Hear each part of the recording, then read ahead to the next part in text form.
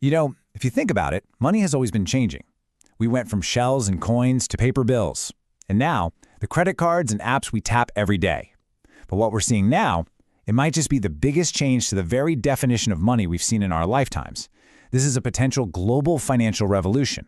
So let's dive right in. Think about it. You use digital money all the time, right? Venmoing a friend, using Apple Pay, swiping a debit card. It all feels so easy. But have you ever stopped to ask what that digital dollar in your account really is? I mean, is it the same thing as a dollar bill in your pocket, just digital? Well, the answer is a bit more complicated than you'd think, and it's absolutely key to understanding what's just around the corner. And this really gets to a fundamental difference that most of us never think about. The money in your bank account, that's what we call commercial bank money. It's essentially an IOU from a private company, your bank. But physical cash, that's different. That's central bank money. It's a direct liability of the state. It isn't an IOU for a dollar, it is the dollar. And that distinction has been the foundation of our entire financial system for a very, very long time. Until now.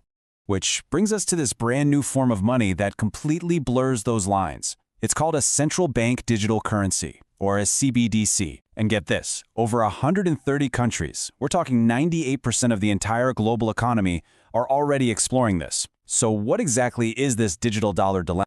Okay, so let's just define it plain and simple. A CBDC is a digital version of a country's currency, like the dollar, that's created and backed directly by the central bank. The crucial thing to get here is that it's a direct liability of the state, just like cash, but in a totally digital form. It would be legal tender, which means everyone would have to accept it as payment. Really, you can just think of it as government-issued digital cash. And this table here really breaks it down nicely. You've got physical cash, it's physical, and it's an IOU from the central bank. Then you have your regular bank deposits. They're digital, but they're an IOU from a private bank. A retail CBDC kind of takes a piece from both. It's digital, like your bank balance, but it's a direct liability of the central bank, just like cash. And that one little change, well, it has absolutely massive implications for everything. Now, right about now, you might be thinking, hang on, a digital currency? Isn't that just like Bitcoin? That is a super common question. But honestly, they are fundamentally different beasts. This isn't just about two competing types of tech. It's really a clash of philosophies. So let's break it down. On one side, you have a CBDC. It is completely centralized. One authority, the central bank, is in total control. The ledger it runs on is permissioned, meaning the bank decides who gets to use it. And, this is key, it's designed to be trackable. Bitcoin, on the other hand, is the total opposite. It's built on a decentralized network, there's no single boss, its ledger is permissionless, anybody can join in, and transactions are pseudonymous. They're really architectural opposites. One is built for top-down control, the other for bottom-up decentralization. But here's where things get really, really interesting, and also pretty controversial. The most transformative feature of a CBDC isn't just that it's digital, it's that it can be programmed. This brings a whole new idea to the table: smart money. We're talking about currency that literally has rules built right into its code. Now, it's super important to understand the difference here. We already have programmable payments. I mean, if you've ever set up an auto payment for a bill, that's what you're doing. You're just giving an instruction for a transaction to happen. But programmable money, that is a whole new ballgame. This is where the money itself has rules about how, when, and where it can be spent. So what kind of rules are we talking about? Well, in some pilot programs for China's digital yuan, the government gave out stimulus money that came with an expiration date. If you didn't spend it in time, it literally just disappeared from your digital wallet. Other ideas that have been floated include money that can only be spent on essential goods or currency that's blocked from being used for specific things. The money itself becomes an active tool of policy. Now, to be fair, the optimistic view on this is that it could be a powerful tool for good. Proponents argue that for governments, it could mean sending out stimulus or disaster relief with incredible precision, making sure that money gets spent fast to help the economy when it's needed most. It's a vision of a much more efficient, fine-tuned economic system.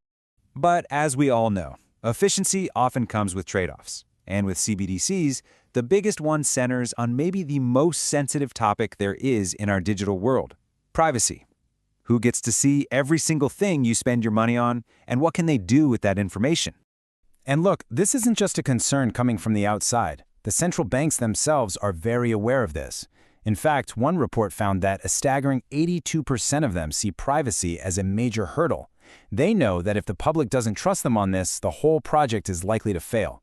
So the official line you hear from developers and central bankers is all about reassurance. They talk about creating systems with managed anonymity, where maybe your small, day-to-day purchases could remain private. Their stated priority is to build in technological safeguards to keep the data from being used for marketing or surveillance.